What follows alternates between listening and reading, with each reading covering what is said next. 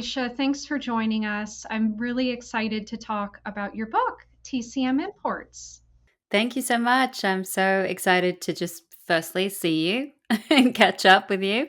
But also, I appreciate you taking some time to talk about my book.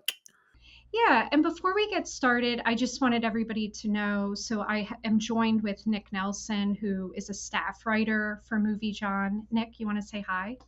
Hi, everyone. Nice to see you. And Alicia, thank you so much for your time. I'm a tremendous fan. Oh, thank you, Nick. So, to start things off, I guess we were both wondering what inspired you to write this book?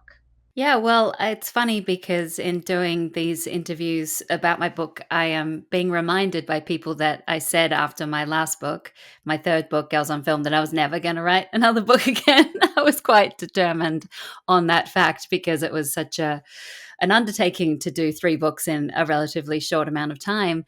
But it was always kind of a secret dream of mine to have my name on a TCM book. You know, I get to interview a lot of the authors when they come to do a co-hosting night on TCM, talk about their book, and they just do such a wonderful job with their books. They look great. They have a whole team that's dedicated to, doing copy editing and just all these fancy things that I didn't have with my first three books. You can use photos. So when the editor from Running Press, who is in charge of the TCM imprint, came and asked me if I would like to write a book for TCM, I couldn't say no. And then I started thinking about what I would like to write. And I thought it made sense given that I host TCM Imports, the foreign film section of TCM, on every late night on Sundays, that I should write a book about international cinema. But of course, that's a big subject. So it was hard to figure out how I was going to write about international cinema and what films I would possibly include in that book. That was the tricky part. And while working on the book, what do you feel was most important to you in terms of having it published and put out into the world? I really wanted to have a book on international cinema that felt very accessible to everyone, that whether you had seen a lot of movies not made in America or very few, that you would feel welcomed in and you wanted to try something new and something different. I think foreign cinema can feel very daunting for people, even classic film lovers, even TCM viewers sometimes say to me that they feel like it's going to be hard to watch, boring sometimes, maybe subject matters that they can't relate to. There's the whole aspect of subtitles to leap over. But as we all know, cinema is a universal language, and a good film is a good film, no matter where it was made. So I wanted to write something that would just encourage people to try, and whether they enjoyed the film or did not enjoy the film, hopefully it would be something different, something that they don't get when they go to the streaming services and wade through the content and look at what the algorithms are suggesting. Yeah, something I appreciated about the book was just the vast, I guess, variety of films that you had in it. Because when you just said about streaming services, I find you tend to see the same foreign films on there, like a repeat. And it's not, I mean, it's helping you, I guess, go through the door of like, okay, I'm going to find international cinema and foreign films, but you're not seeing a variety of stuff. Exactly. And it sort of speaks to the idea of the film canon and how narrow that can be when it was only certain group of people choosing the best movies of all time, what made that list. And then those became the best movies of all time.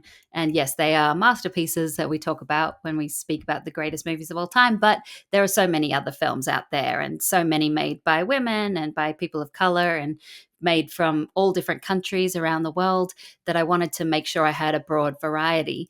And so when I was thinking about how to write this book, what kind of format it would be, I didn't want to do the greatest films of all time because that has been done. I also didn't want to just do my favorite movies because, I think we all kind of gravitate to the same types of movies, in our in life, same genres or same countries even.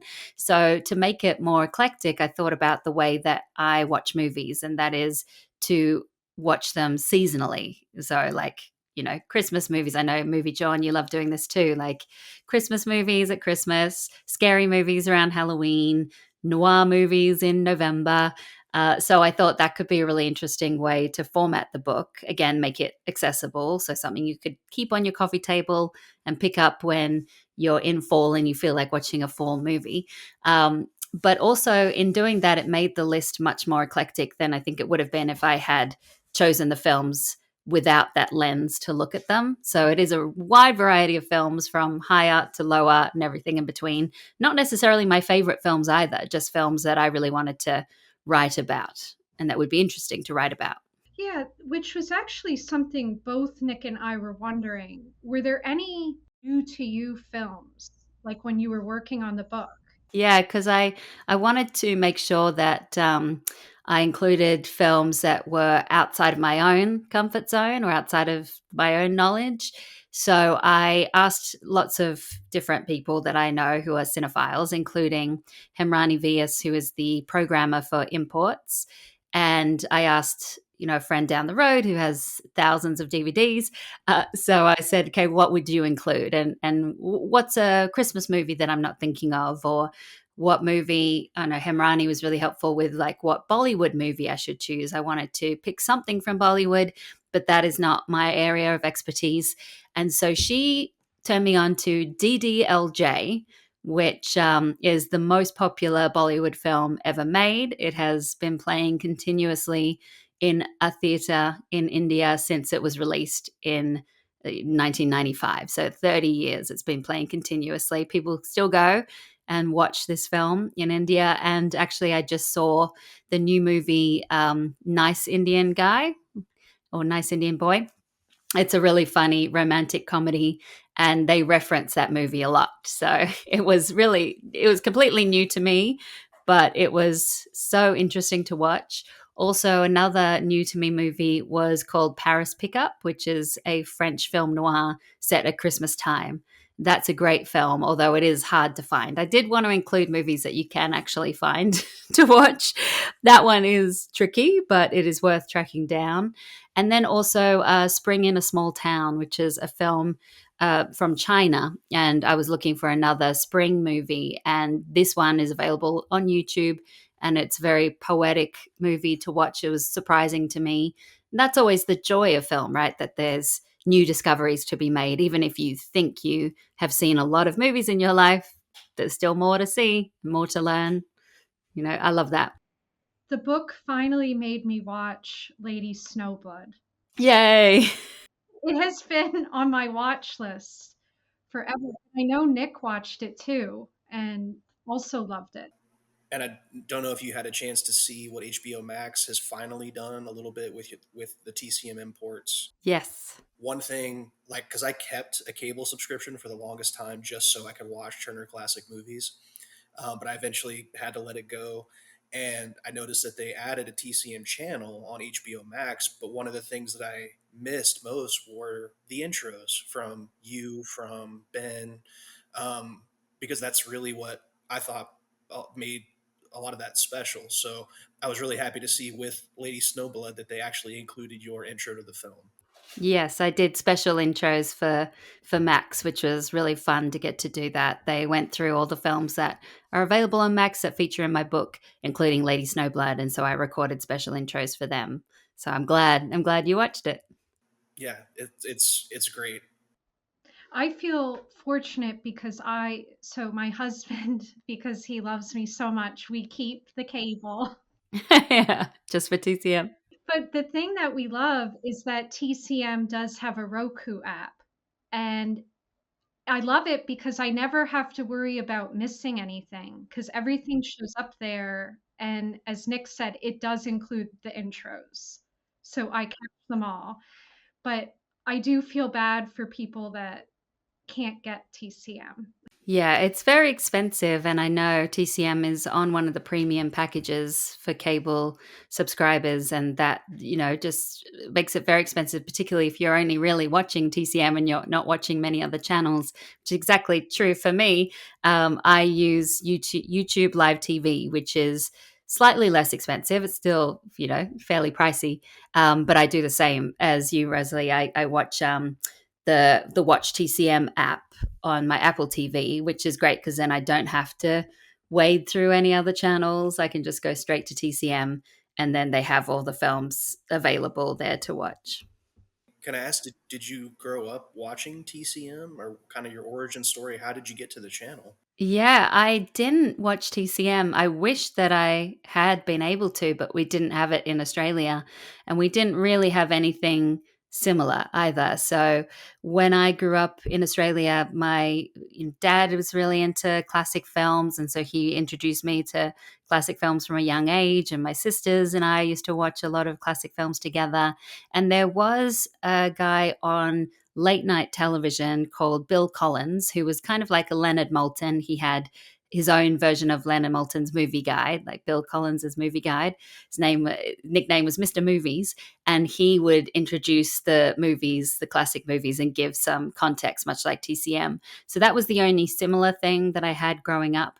And then I started to work in television, first in the news side of thing, which I knew I didn't want to didn't want to work in the news, behind the scenes. And then I saw an ad for a cable channel in Australia that was had three different channels all dedicated to movies. One was new releases, one was independent films, and one was classic movies. So I started working there as a producer and editor.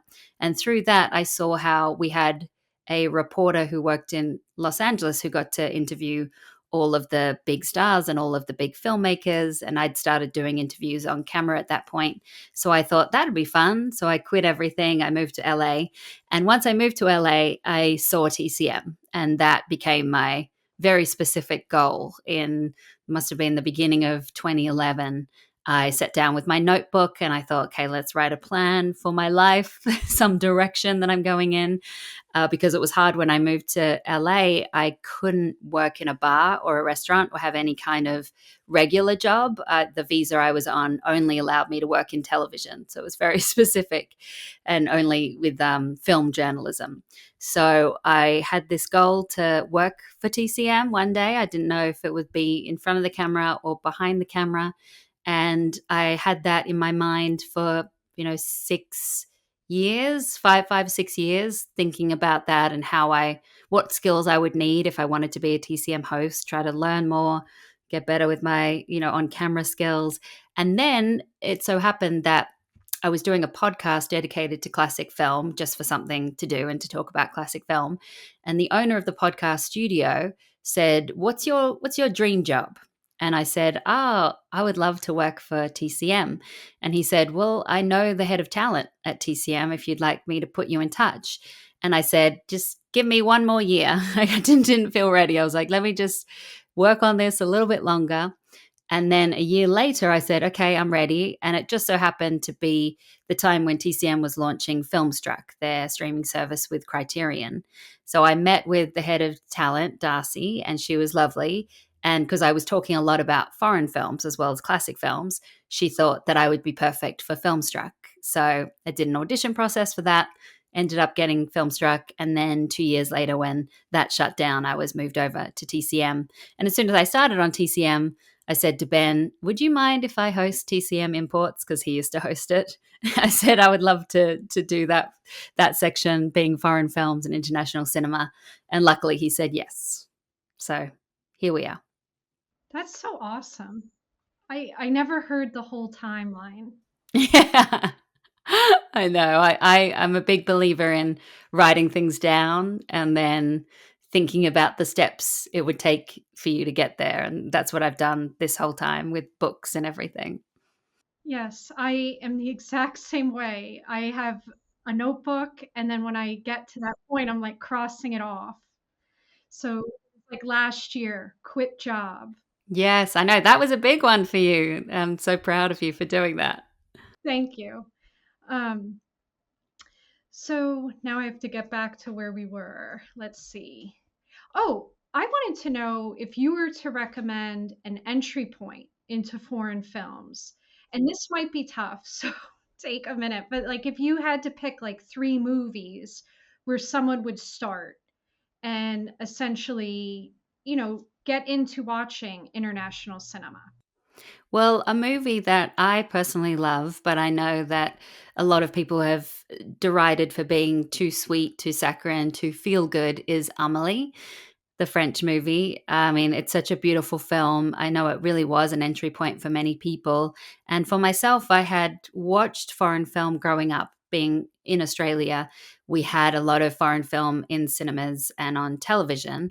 But that movie, when I saw it in the theater, was one of those films where I felt like I came into the theater feeling one way and left feeling like a different person, and carried that film with me. And I thought it was magical and beautiful. So I think Amelie is one good place to start. It's an easy entry point for people to start to enjoy foreign cinema and know that it's not boring. It's actually a really fun film. Also, I would say a film, that's not necessarily foreign language, but just not made in America. So I really wanted to include films from Australia and from the UK and from New Zealand in the book. So international cinema rather than foreign cinema. And so, one movie that I would recommend to people if they haven't seen it is Picnic at Hanging Rock. It's a classic Australian movie from 1975, a great example of the Australian New Wave. It's an early film for Peter Weir, who, of course, went on to make The Truman Show and Master and Commander and many other movies, Dead Poet Society. So it's a fun way to begin, easy because it's in the same language. And also, it's quite a unique movie in that it is haunting, but also beautiful. And it's ambiguous. It's not spoon fed to you with a lot of exposition about what happens to these schoolgirls who go missing. And even at the end of the movie, you're left with a lot of questions. It's one thing I love about foreign cinema versus traditional Hollywood cinema is that they do take a lot more risks and don't feel like they have to cater to the audience quite as much. So those two are really good. I mean, I would love to hear your thoughts on Lady Snowblood, because that one's a great example of just you see that film and you can see how it influenced many other filmmakers, most particularly Quentin Tarantino, who has spoken openly about his love for that movie and its sequel and used the song in Kill Bill and used a lot of like the same kind of references. So that's an interesting one to go, okay, foreign cinema and Hollywood cinema are not very far removed. Everything influences each other. Yeah. So, what did you both think about that film and all the blood? Well, when you just said about Quentin, so it was funny because when I saw Kill Bill, um, at that time, I thought it was so inventive, right? Like, because I wasn't familiar with cinema from, other countries. So to me, it was like, oh my gosh, this is so new. And then over time, obviously, like I learned, like, okay, he was borrowing and was influenced by other directors. And so watching Lady Snowblood, I was like, wow, he basically recreated everything that was in this film. I think what struck me the most, though, was it was so colorful, like very lush, which I was not expecting at all. And I also quite enjoyed the music, the sound, like the score. It was very, yeah, but I don't know, Nikk, if you want to say anything what you loved about it. Sure. Usually with these films, the way I describe them is love at first frame. Just the second it opened, I was like, I'm gonna love this movie, and I already know. But yeah, like right there, you're like, oh, this is kind of where Kill Bill came from. Like you can't deny those influences. And then when the song kicked in, obviously confirming it. But I've found, over time, the 1970s, that decade of filmmaking, not just in the United States, but apparently just around the world, was just a really cool decade. And being able to find movies like Electric Glide in Blue or Prime Cut with Gene Hackman, um, there's just a whole world of cinema during that decade that obviously Quentin Tarantino has not been quiet talking about that decade of films. But I kind of obviously like Lady Snowblood just very much is a pillar in that decade of filmmaking, and I just loved it. It's like the exploitation era, the blaxploitation era. We had Ozploitation in Australia, which is another sort of subgenre that Quentin Tarantino loves to talk about in Australian cinema.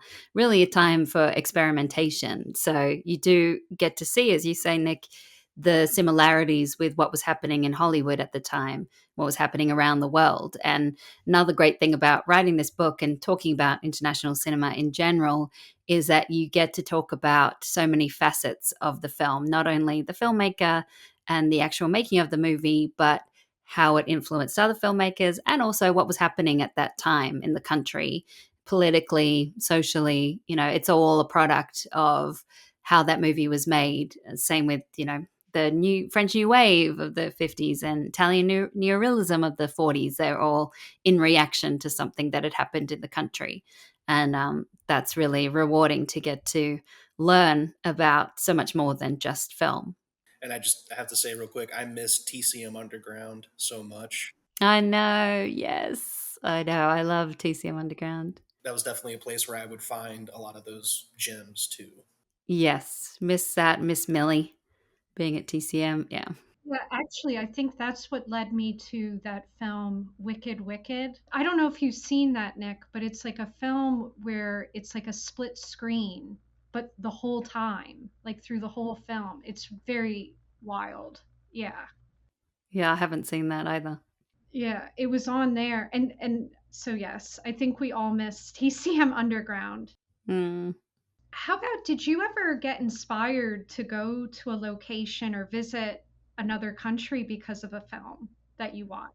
Well, I think growing up and watching all these foreign films and feeling very far away from the world in Australia, you feel very isolated from the rest of the world.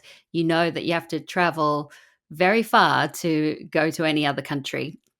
I grew up sort of watching foreign films as a way to travel. I didn't actually travel internationally till I was in my 20s. And so I'm always using that quote from You've Got Mail, where she talks about, everything in her life reminds her of a book, but shouldn't it be the other way around? For me, everything reminds me of something I've seen in a movie.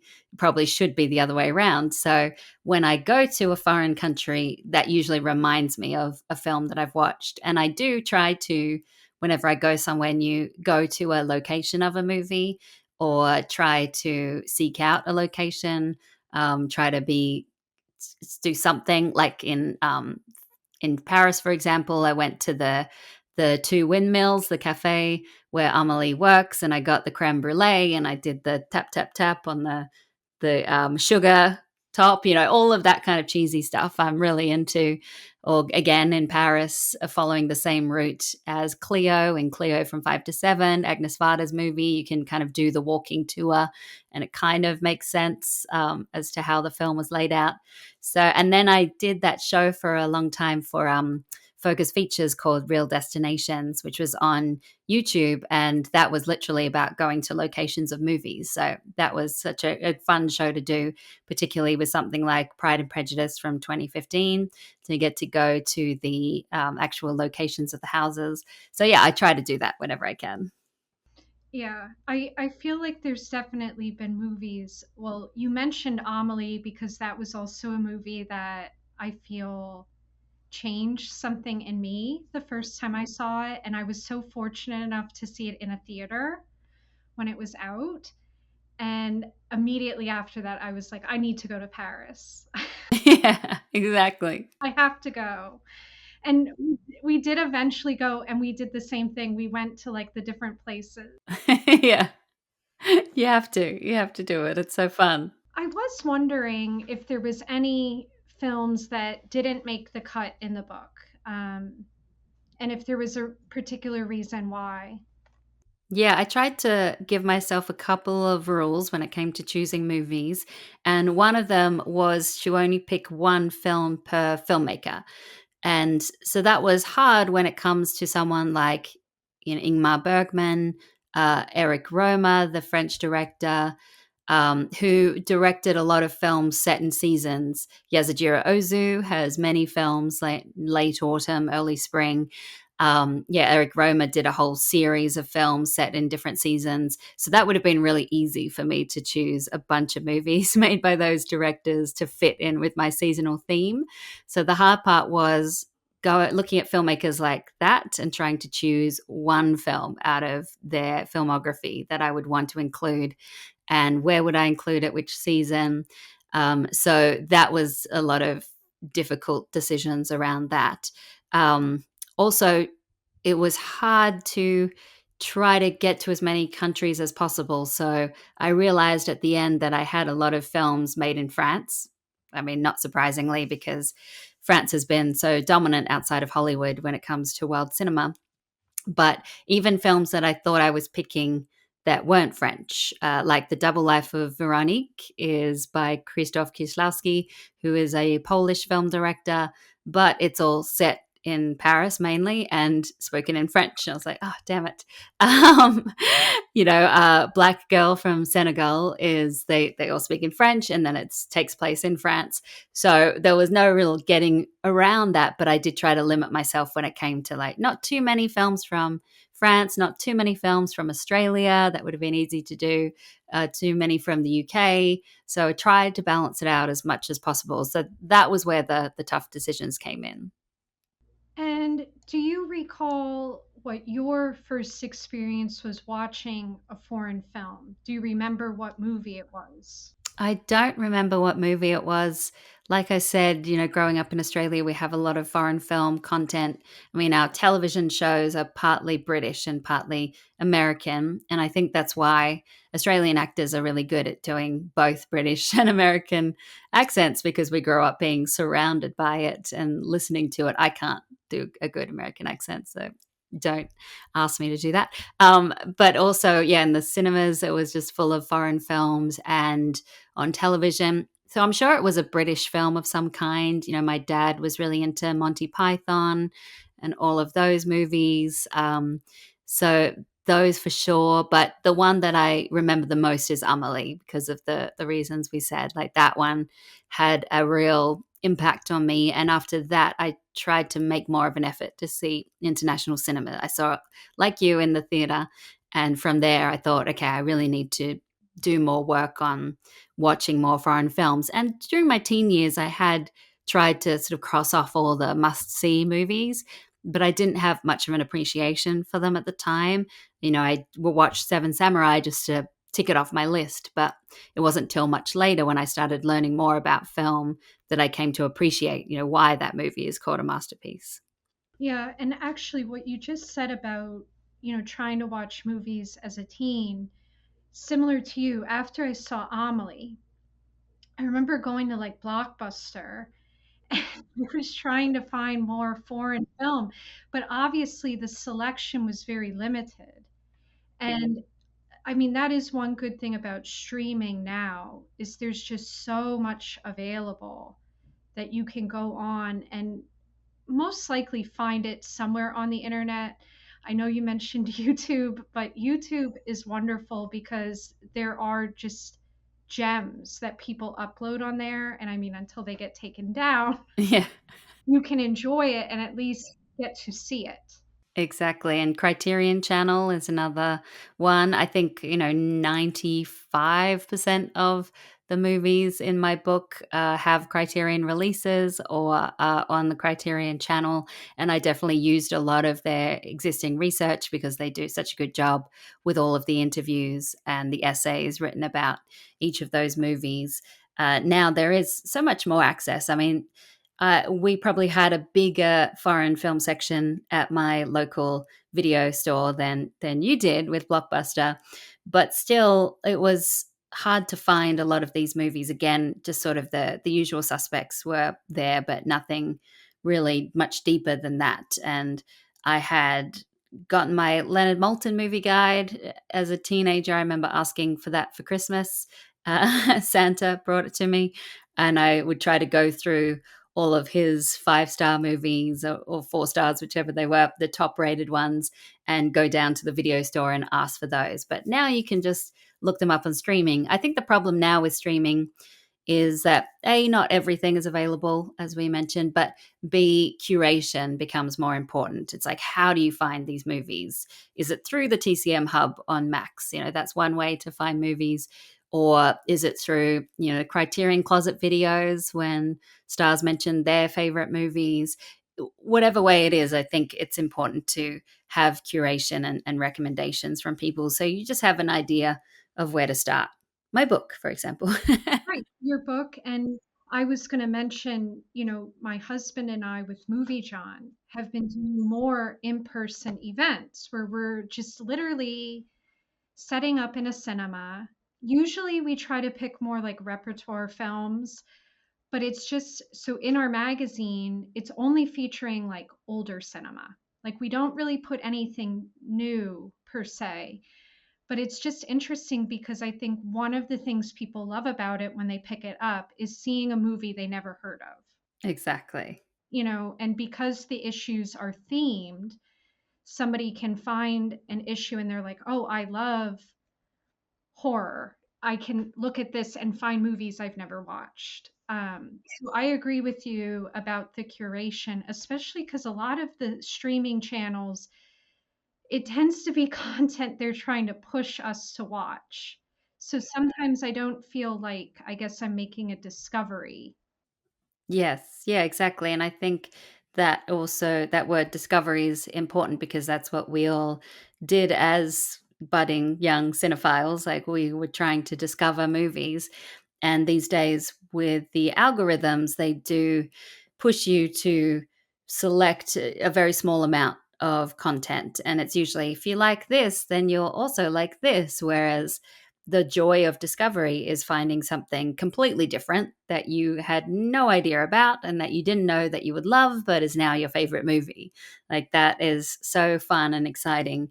And so, one thing I hope we don't lose is this kind of idea of discovery. It's hard to with streaming services because everything is on the same level as each other. Like there's no hierarchy of content. It's all mishmashed together. And it can take me ages to find something to watch. And I know a bit about movies, let alone someone who is trying to get into movies and don't know where to start. Again, another great thing about TCM, where we have human programmers who studied film and are very knowledgeable about movies, hand selecting all the films on the channel. Yes. And one of my favorite things too, and I hope they don't get rid of it, is when they do Star of the Month. Yes. Because I will tell you, with the Barbara Stanwyck one, that was a couple months ago, I watched so many films of hers that I had never seen before. And it was wonderful. So I hope they don't stop the Star of the Month.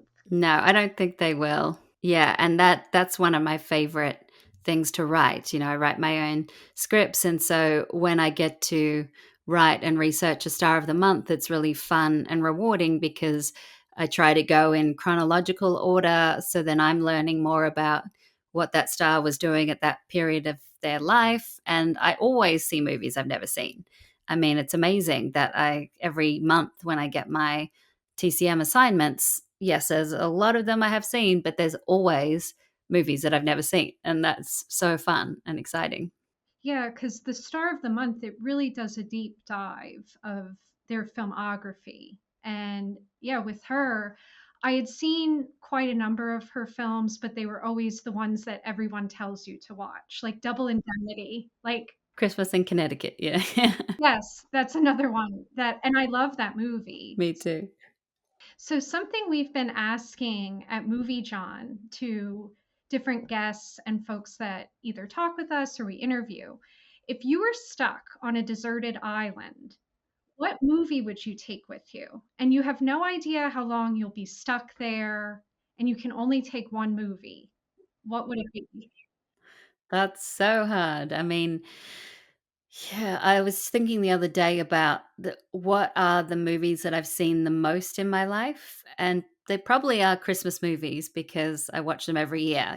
Probably It's a Wonderful Life. I've seen more than any other film because I watch it every year as part of my yearly ritual when it comes to Christmas time. And The Apartment is another one of those, and I have talked about The Apartment at length about it being my favorite film. And really, I think that would be my choice because it is a film I watch not only every New Year's Eve, I save it for that, but it does work as a Christmas movie too. But I also see something different in it every time. And it's a movie I never get sick of. I can put it on, whether it's in the background or whether I'm watching it fully with no distractions. I always get sucked into the story. And it's fun to watch Jack Lemmon, the little things that he does, the little like movements, the way he moves around the apartment, cooking spaghetti with a tennis racket, as a strainer. His little yata-ta-ta-ta, yata-ta-ta-ta. Like there's so many little moments in that movie that I love. And every time I watch it, I feel like I see a different moment. And I also feel like I relate to a character in a new way. So I'm going to take The Apartment, even though I know it's a boring answer to anyone who's ever heard me talk about The Apartment. No, not at all.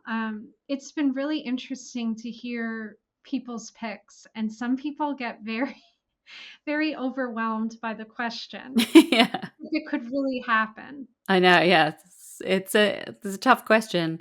I know. I was also thinking, well, then maybe it could be a comfort movie.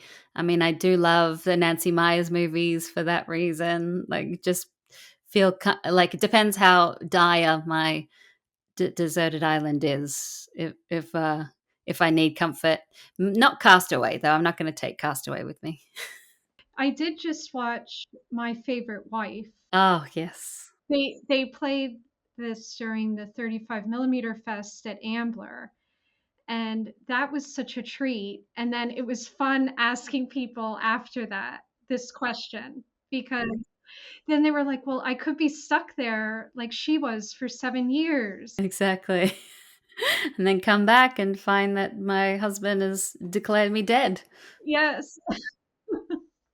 So, Nikk, I saw you wanted to ask about Alicia and her podcast. Sure. And I correct me if I'm wrong, but it's been a minute since you've actually hosted a podcast. Is that right?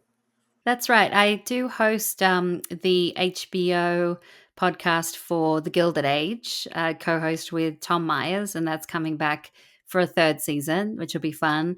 But I haven't done my own podcast in a long time. Um, I know I loved it, but as you guys know, it was a lot of work, especially to book different people to interview all the time. Yeah, my last one, Magnificent Obsession, was about different people in the film industry, and I still love that idea as a whole. I mean, there's so many interesting jobs people have in the film industry that never get talked about. Like, what does a greensman do? And I've got a friend who works in animal humane. And he decides whether the films should get that stamp of approval from Animal Humane Association about no animals were harmed. So there's so many jobs. We always focus on the directors and sometimes the writers and the producers, sometimes the cinematographers, but there are so many more. So I still love that idea, but it just came down to time, unfortunately. Yes, I understand that.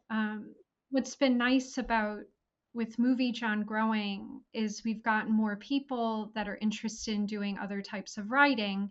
And one of the things we want to launch this summer is called See You at the Cinema, where it's going to highlight people that work in the movie Oh, theater. that's great. Yeah, because what's been so cool, especially in the area where I live, there is just an interest in 35 millimeter projection. So more of the cinemas are showing things on film. Oh, good. And in a couple of the cinemas, there's quite a number of lady projectionists, which I just think is so awesome, because that is like a dying, I feel, profession. Yes. So we're going to highlight some of those people, and I'm very excited about it.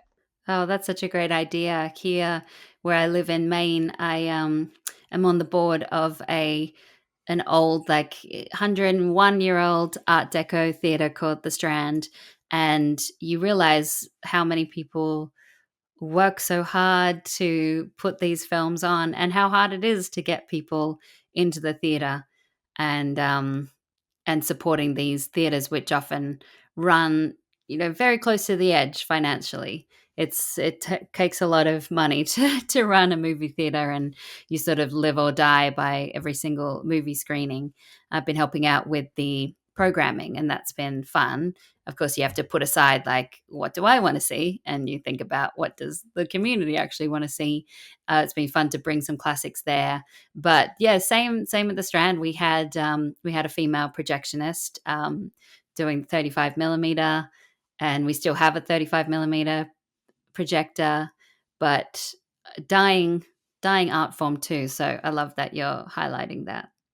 Yes, it's been really I feel so grateful because there's just been all of these spaces very close to where we live that are showing old cinema, and like I said, primarily on film. There's a theater called the Gap Theater, which I feel is like modeling a lot of their program off New Beverly, which is really wild, and it's only like an hour away from us, which to us is like nothing. So Yeah, people ask me, what do you miss about LA? And apart from people, obviously, I miss the movie theaters, like the New Beverly and the Vista, which Tarantino also owns now. Just the broad range of programming that was on offer. Same in New York, they get some really interesting films, but I'm glad that it's starting to happen in other parts of the country, because people often focus on New York and LA when it comes to film and theaters and movie releases, but there are so many little community theaters that are really important to small towns. I agree. Um, okay, well, Nick, did you have anything else you wanted to add? So, what's next for you? What's the next? Do you have another big project on the horizon, or are you just trying to take a break right now? Well, I never seem to take a break. I'm always like, okay, what's next? I've crossed everything off that list that I made in 2011. So, what I would like to do next, and I've started to work on it, is write fiction. Whether I will be good at it or not is something to be seen, but I'm excited for the challenge. It'll definitely have a lot of film references and a big focus on movies and classic movies in it. But I'm hoping it to be kind of like a cozy mystery, set in a small town.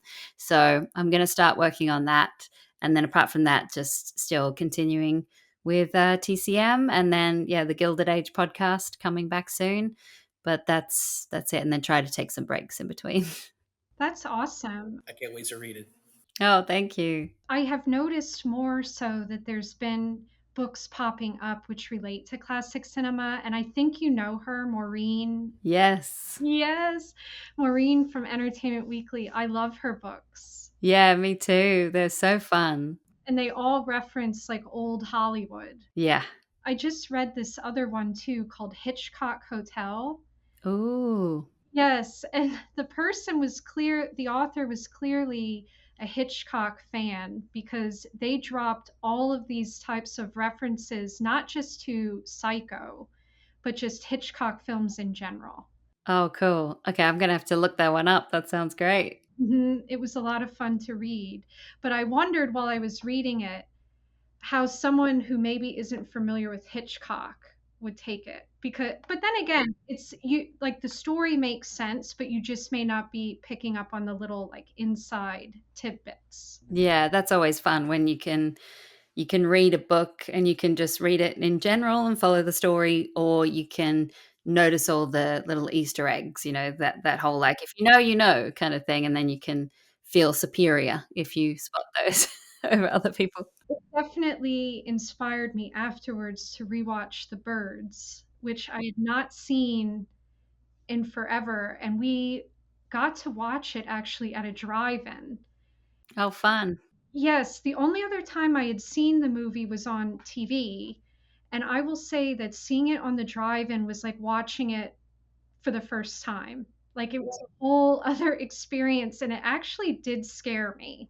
Yes, it is a scary film. Yeah, it's very scary with those birds. And at the Strand Theatre recently, we had a train film festival, so that went all over Maine, different films with trains in them. And so I chose for the Strand Strangers on a Train and The Lady Vanishes. And both of those films I had actually never seen on the big screen before. I'd seen many times on the small screen. And it is a different experience. And it's fun when you see it with an audience who are reacting to the movie. And it's a different audience than the audience at the TCM Film Festival who are really into it, but they've seen it a million times. They could, say the dialogue, they clap for the small character actors that pop up. That's really fun. But seeing it with an audience who had never seen the film before and hearing the surprise that people have is great. And the kind of unexpected moments that they will react to or laugh at, it's really fun. Which this is making me excited because in a couple weeks I'm going to be hosting a Q&A with Joan Crawford's grandson. Oh, cool. Whatever happened to baby Jane? Oh, perfect. And I'm so excited to find out like people who haven't seen it and their reactions while watching that film That's so fun. because that movie is wild. Yeah, it is. And people may have heard of it or they may have seen that TV show Feud, but watching the complete film is a different experience. Okay, well, I didn't have anything else. Nikk, did you? No, just thank you so much for the book and your time, and it was just so wonderful to talk to you. Oh, thank you, Nikk. It was so wonderful to talk to both of you. Thank you for highlighting my book. And I love MovieJawn. I still get it and I still open it up with excitement when I get your little envelope. That makes me so happy. Yeah, you do such a great job. Yeah, I've been really excited where we're going and where we're headed. And this year in particular, I just feel we're kind of blowing up Yes. and it's just very exciting. So thank you for supporting us and for taking the time out of your day. No, I'm always cheering you on from the sidelines. I read your little Sunday newsletter and I'm excited for you. Thank you. And I will hopefully be seeing you soon. Yes. Come on over. Okay. All right. Well, have a nice day and thank you. Thank you guys. Bye. Bye bye.